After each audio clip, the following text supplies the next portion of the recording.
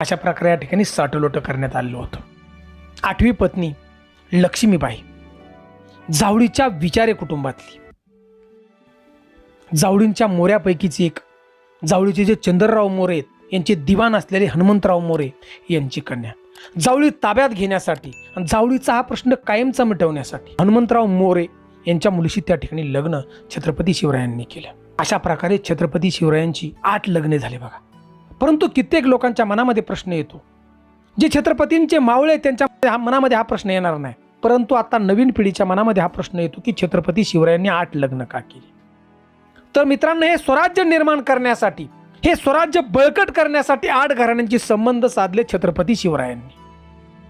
आपण निंबाळकर घराण्याचा जर विचार केला तर हे निंबाळकर घराणं स्वराज्याच्या शेवटीपर्यंत, छत्रपती शिवराय असो शंभूराजे असो, शेवटपर्यंत प्रामाणिक काम केलं स्वराज्याचं. नंतर सोयराबाई